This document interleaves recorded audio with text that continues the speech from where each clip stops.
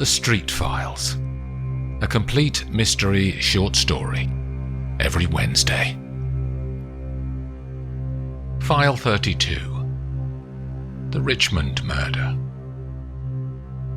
It's 11 in the morning on one of the 2 bank holidays in May, when Olivia and Poppy Street scan their tickets at Waterloo Station and catch the train to Richmond. The sun is shining on the 20-minute journey, and they walk out onto Kew Road when they arrive in the town. They turn left to the river to meet their friends for lunch, Anna and Esme Thorpe. Anna and Olivia had worked together in their 20s when they both did their pupillage at the law firm Cooper Strutt Markham in London's Lincoln's Inn. They were both fresh out of university and keen to be barristers, but neither had continued on that path. Olivia had moved into corporate law and, after 4 years in California as an advocate, became a freelance investigative lawyer. Anna had left the industry altogether and started Café Yellow in Highgate, catering for wealthy residents and tourists, with exotic cakes and 24 different drinks. Her husband and Esme's father, Craig, had died of heart failure in his early 30s, and now Anna owns 6 cafes in the areas of London that she likes to visit. Esme had been at school with Poppy at the Henrietta Barnett School in North London, known to all the girls who attend as HBS, before she went to Leeds University to study English. The girls had spent every day together until they started university. Now they only meet when they're both at home, and today is the first time they've seen each other since Christmas. The White Cross pub is a cubic building right on the river at Richmond, with a red and toffee interior and Edwardian-paned windows that look out across the water. When they arrive, Esme is already sitting at a wooden scrubbed table. She has dark hair and blue eyes, and they all hug. "Mum will be 10 minutes, she says. And when Anna arrives, with the same dark hair and the same blue eyes as her daughter, they order focaccia to start. The girls want burgers, and the mothers choose haddock and chips. The women talk around the table about their lives, opinions, and aspirations. Occasionally the conversation splits into 2, and on one of those occasions, as the girls talk about university, Olivia turns to Anna. "How's the business?" she says. A waitress takes their starter plates. "It's coming to the end of the phase, I think," says Anna. "You know, it's been a partnership for the past 5 years. I needed cash to expand, and one shop didn't generate enough. I have one partner." "And who's that?" says Olivia. "A rich guy, Jag Eastmore," she says. "Lives locally in Richmond, hence our second cafe location was here. He recommended this pub, in fact, when I said we were meeting for lunch." "What's he like?" says Olivia. "Easygoing. You might see him later if we go to the park. He's always there walking his dog. He has meetings as he walks, you know, one of those eccentric entrepreneurs who likes to be unique. He makes his money from pop-up catering for racecourses, music concerts, sporting events, that sort of thing." Anna's eyes lose their happiness for a fleeting moment. And then she realizes and smiles, but her demeanour has shifted. "So what did you mean when you said the end of a phase?" says Olivia. "I started the first cafe because I love cafes. Do you remember? We used to talk about it when we worked together." Olivia smiles at the memory. "The rosy glow wears off, of course," she continues. "Drinking a cappuccino in a lovely venue as a customer is one thing, but getting up at 5 in the morning to bake, then working at the counter all day is entirely different. So I may change things around." "What's driving these changes?" "Well, there is something else." Anna takes a mouthful of Bordeaux from her wine glass, and Olivia looks expectant. "It's about Jack. I slept with his sister." She explores Olivia's face. "She's called Millie. She wants to buy him out, so we run the business together, but she hasn't got access to cash like he has. She's a freelance interior designer, so lives off each commission, unlike her brother's company that creates cash. Would he continue to fund some of it? She doesn't want that. They don't get on, says Anna. I can't think she has another option if she can't get capital. There's a family trust, says Anna. Their parents are both dead, and there's only the two of them as children. And she could take capital out of that and put it into Café Yellow, could she? All the decisions about the trust need Jack and Millie to agree, and he never would. People come and go around them in the packed pub. By 2:30, Anna suggests they go and walk in Richmond Park, which is 20 minutes away, through the heart of the town. They take their time and look at the shops before reaching the vast iron and sandstone gateway that announces the start of Sawyer's Hill and the 2,000 acres of parkland that roll away to the horizon. The teenagers want to go to the lakes called Pen Ponds, and they all set off across the grassland in the sunshine. After 10 minutes, a siren can be heard somewhere behind them in the town. None of them take any notice until it builds, and a BMW X5 police car speeds in through the gates and heads for the middle of Richmond Park. Now they do see it, and watch it turn right and stop at the trees near the lakes. As they continue to walk, a police forensics van appears too on the road. It follows the same route and stops next to the other vehicle. By the time they reach the ponds, a second patrol car has arrived, and officers are running tape from tree trunk to tree trunk to mark out a crime scene. A teenage girl near the age of Poppy and Esme is there, and the police are talking to her. One of them asks the girl to turn around, and they put her in handcuffs. "It's Sarah," says Esme. "Look, Mum." "A friend of yours?" "It's Jack's daughter," says the mother, and she pulls her eyebrows together. "That's your business partner's daughter," says Olivia. And Anna nods. "Sarah Eastmore. Have they arrested her?" "Possibly," says Olivia. "She might need a lawyer, Mum," says Poppy. Olivia looks at her for a moment. "I'll go and see if I can help her," she says. "Do you want to come, Poppy?" They walk across the 40 yards of grass to the police cars. "Officer, can we talk?" Olivia says to a sandy-haired policeman in his late 30s with pale green eyes. "Yes, madam." "What's your name?" "Constable Langley, madam," he says. "How can I help you?" "My name's Olivia Street. I'm a lawyer, and I noticed you put a young woman in handcuffs, so she'll need representation. Can I talk to her?" "She's only been questioned under caution, Miss Street. We didn't arrest her." "I'm sure you're familiar with the Police and Criminal Evidence Act 1984, officer. The right to representation extends to interview under caution." She smiles. "Of course," he says. "Come with me." As they walk, Olivia says, "What was your justification for the handcuffs under caution?" "Risk of escape," he says. They reach the police car where the girl is inside on the back seat. Langley unlocks the doors, and Olivia steps in and sits next to the girl. Poppy gets into the front passenger seat. "My name's Olivia, Sarah. I'm a lawyer. This is my daughter Poppy. You're Sarah Eastmore, is that right?" "Yes." "A police officer confirmed that you're going to be interviewed under caution, and you have the right to be represented by a lawyer during that process. I can do that for you, but it's your choice. There'll be a rota solicitor at the police station who they can call if you prefer." The girl frowns as she thinks. She has auburn hair in a low ponytail and thoughtful brown eyes. After a slice of silence, Olivia says, "Do you want to tell us what happened? Then you can decide if you want me to help." "I haven't got any money," she says. "Dad doesn't let me have any." "You don't need money. My time is paid for by something called legal aid. Do you want to tell us what happened, Sarah? Says Poppy. My dad's dead. Olivia and Poppy flick their eyes to each other.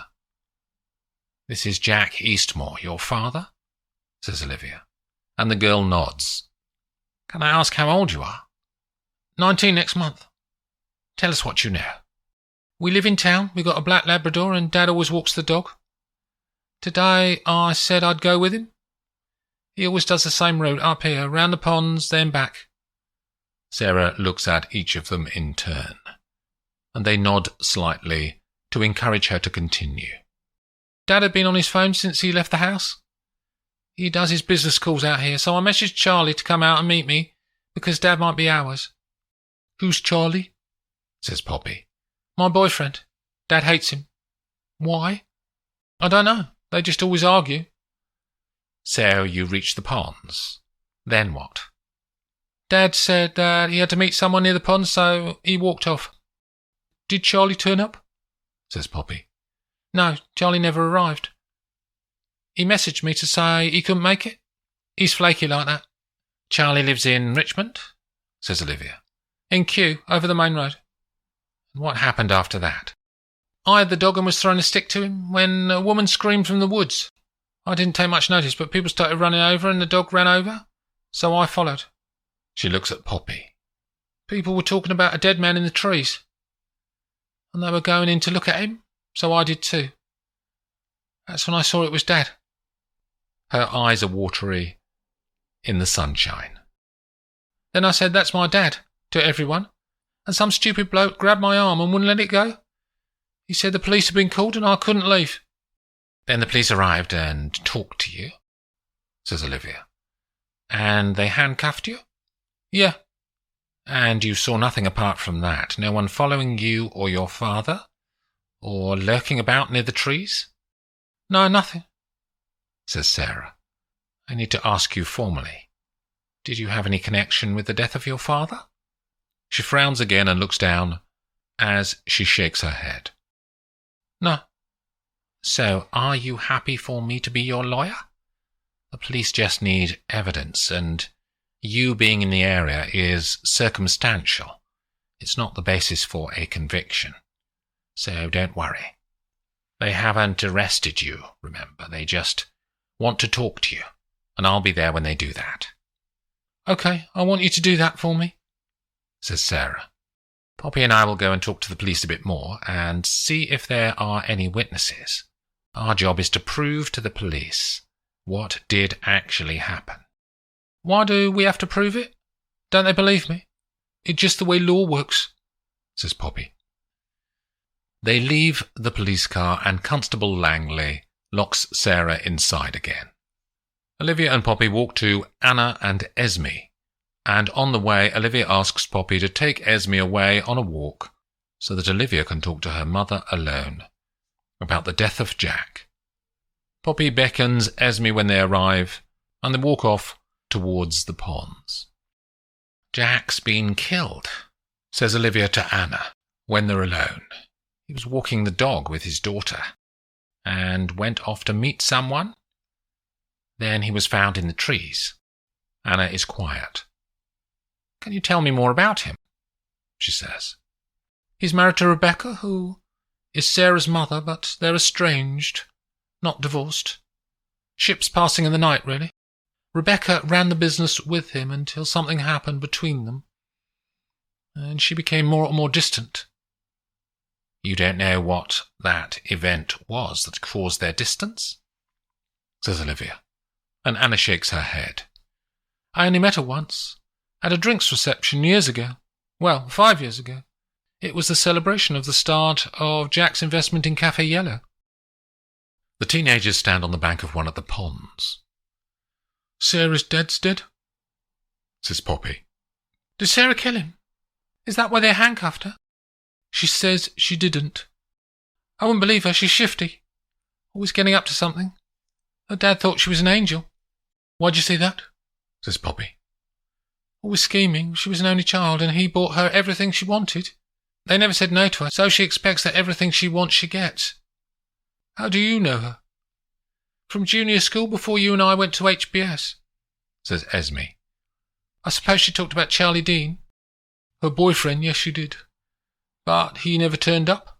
He was supposed to be coming out here, says Poppy. I used to go out with him.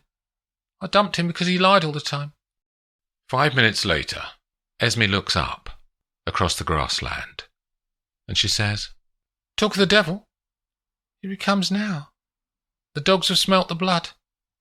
Esme nods upwards towards a tall and thin teenage boy, who is walking hurriedly towards them from the south of the park. This is Charlie Dean. He walks to them. He has brown hair and is wearing a hoodie that matches his green eyes. What do you want? She says. Sarah called me. I couldn't make it by council, so I came to find her. Just randomly turned up then? Says Esme. Like I said, she messaged me. Who's this? He nods to Poppy. I'm Poppy. My mum's your girlfriend's lawyer. Lawyer? What's she need that for? You don't know what's happened? He looks blank. Her dad's been killed, says Esme. And you just happened to be in the area. Did you get on with her dad? Says Poppy. He was all right. Esme scoffs. I can tell you when you lies, Charlie. Stop it. Did you kill him? Revenge for something, was it? They've arrested Sarah. She's going to prison now. I need to help her, he says, and he hurries away towards the police cars. Constable Langley pulls the flap of the forensics tent back, walks out and sees Olivia waiting for him. We've got a cause of death, he says. Digoxin overdose. He had a heart condition then, she says. Overdosing is highly unusual for people on long-term medication. Unless it was suicide. No, we called his doctor. He's not on a prescription. That wasn't it, says Langley. He had a hip flask of whiskey on him, and it contained 10 times the recommended dose of digoxin. Forensics reckoned his heart just burst with that amount of drug in his system. Someone laced his whiskey with a lethal amount of the heart drug, says Olivia. It was my fault, officer, says Charlie Dean, as he arrives at the police tape where Constable Langley is talking to Olivia. What's your name, sir? Charlie Dean. What was your fault? Says Langley. Killing him. Who? Jack Eastmore. His voice is getting louder. I'm Sarah's boyfriend. She didn't do anything. How did you kill him, sir? Poison. Which one? Arsenic. Langley looks at Olivia. And why did you kill him, sir? He didn't let Sarah have any money and he was a millionaire, says Charlie. So you thought you'd just kill him and, what, she'd inherit? Was that the plan? Yeah. May I? Says Olivia to the policeman, and he nods. Sarah's mother, Rebecca, is still alive, Charlie. So she would inherit her husband's money, not your girlfriend. She'd get it all eventually, though, wouldn't she? How well do you know her father? Says Olivia. Not at all. But you knew of him. He was well known. What do you think of him? Mean, he says. Sarah told you that? He nods. Charlie, I'm a lawyer. I'm sure this police constable will agree with me that there are aspects of what you've told us that don't align with the evidence. My suggestion, to be ratified by Constable Langley here, is that you walk away now, and we'll put it down to emotional trauma after finding that your girlfriend's father has died. She looks at Langley, who opens his eyes slightly and nods. On your way, son, says the policeman. Poppy has been watching a man near the police tape who is very interested in what's going on. She walks over to him. Are you with the police? He says. No, my mum's the lawyer over there, representing the daughter. She's guilty, he says. I'm the one who caught her. She came out with it. That's my father, she said. So I did a citizen's arrest. Did you see anything? I saw her in disguise talking to the dead man before he keeled over. I saw it all from my deck chair. He points to a red canvas and green, striped chair 50 feet away. I come out here to read at the weekends. Tell me what happened, she says. They were arguing, says the man. That's why I noticed them. She was in disguise, the daughter, I could tell. I used to be in the theatre and know her costume when I see it. She had shoulder pads to make her look like a man. But you can't fool me. She had a hat on too, so I couldn't see her face. So, did they stop shouting? Says Poppy. She stormed away, leaving her dad. I could see he was shaken. She must have said some terrible things to him. You can tell, can't you, what people are thinking from the way they stand? And what happened then? Says Poppy. The dead man pulled out his phone, he was talking, and he disappeared into the trees. Next thing I know, he came staggering out. Put his hand out to stabilise himself, then just fell straight down. Did you tell the police all this? Yeah, that fair-haired copper, he says. As Olivia is walking back to Anna, she can see a blonde woman also walking to her. She is about 40, with striking cheekbones, and wearing a grey houndstooth jacket and jeans. When Olivia arrives, Anna says, This is Millie, Jack's sister. The police called me, she says. Someone finally stopped him. Now Olivia can see that her eyes are greeny blue. What do you mean? Says Olivia. Sorry, who are you? I'm Olivia. Anna and I worked together over a decade ago.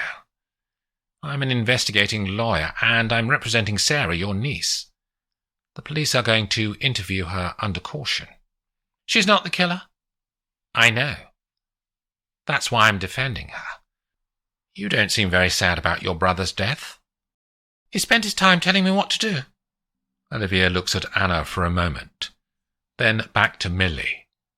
Anna told me about your family trust. A private matter.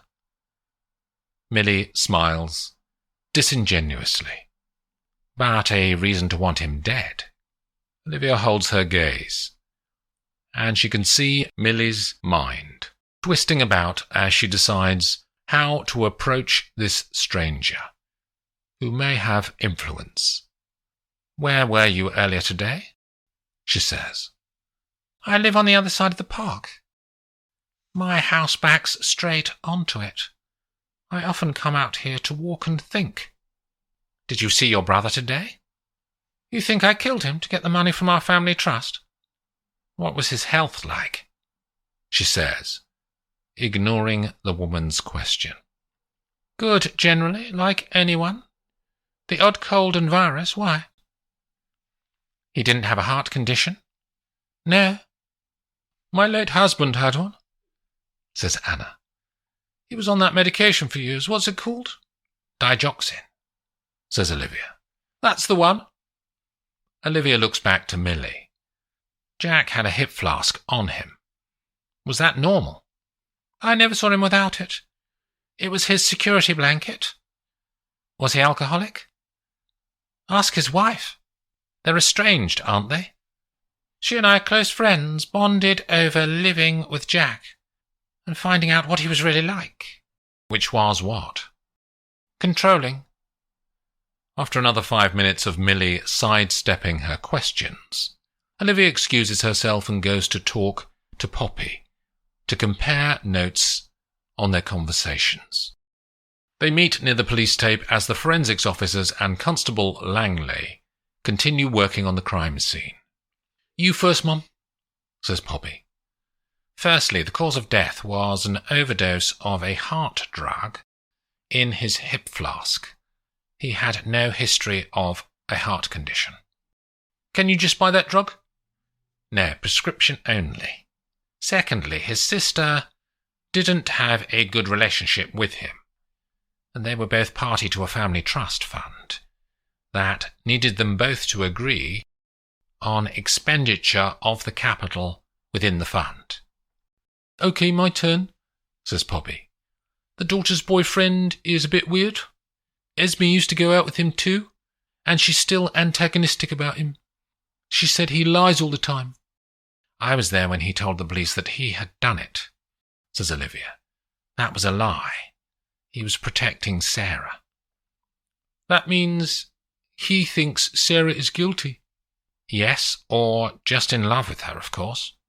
Love is the driver for crimes of passion, says Olivia.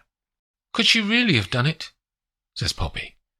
I believed her story in the police car. Anyway, my last piece of evidence is from the bloke in the deck chair over there. She points and Olivia looks. He reckons he saw Jack arguing with someone, but went on to say it was definitely Sarah, dressed up in disguise as a man, says Poppy. It struck me as largely fictional. I'm not sure why he would make that up, though. Some people like the idea of being a witness. They have seen 100 police dramas on TV and embellished the truth. They wouldn't even see it as a lie, just telling the story. None of this obviously points to one person, says Poppy. Let's talk to Sarah again, says her mother. They ask Langley, who unlocks the car. Earlier, Sarah, you told us that your father was on the phone on the way up here. Then he went to meet someone, and you played with the dog. Sarah nods. Let's go back over that block of time in a bit more detail. Your father was walking next to you while he was on the phone? Yes, all the way up here. Do you know who he was talking to? A couple of people. One was the cafe woman. Anna Thorpe? Yeah. What were they talking about? Money, as usual. She wanted more money, and he was against it. Who was the other call with, do you know? Aunt Millie. Do you know what they talked about? She wanted to meet him today. Was she the person who he went to meet by the lake? I don't know. I saw someone there, but I don't think it was her. You saw someone there? Near your father? Sarah frowns and vaguely nods. This is important, Sarah. Can you describe them? A woman. She had a hat on. Olivia and Poppy look at each other. Were they arguing? Says Poppy. Yeah, always, always. What do you mean, always? Says Olivia. You said you didn't know who it was. Sarah looks sullen. Are you protecting someone, Sarah? Because at the moment there's only one person in handcuffs, and that's you. What did you see? Tell us. The girl is quiet and looks out of the car window. Auntie Millie. She doesn't stop looking outside. She was arguing with your father? Says Olivia. And Sarah nods. Why didn't you say this earlier? Did she ask you to keep quiet? Did she promise you something? Money? Sarah continues to watch the people in the park, through the glass. She just wanted to get on with her life like I did. No one would know, she said. He was a drinker, he would have died young anyway. Did you plan the death together? Says Poppy. No, she told me what she was going to do. The family trust money goes to her, not my mum. Olivia and Poppy step outside again and talk to Constable Langley about what Sarah has told them. I'll take you over to Millie Eastmore, Constable, says Olivia. Anna and Millie are talking on a bench near the water. Millie, says Olivia, Sarah has told us about your plan to kill your brother. The woman looks at the faces around her.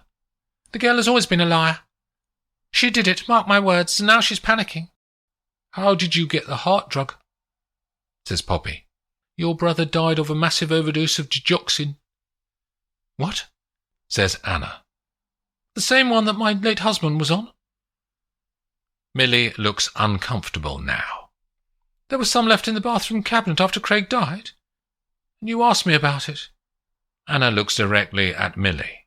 I couldn't find it after that. Did you take it? There's a pause and everyone looks at Millie. Madam, says the constable, did you have access to digoxin? Tell them you had nothing to do with it, says Anna. Millie turns to look at her. You wouldn't understand, Anna. The Street Files, a complete mystery short story, every Wednesday.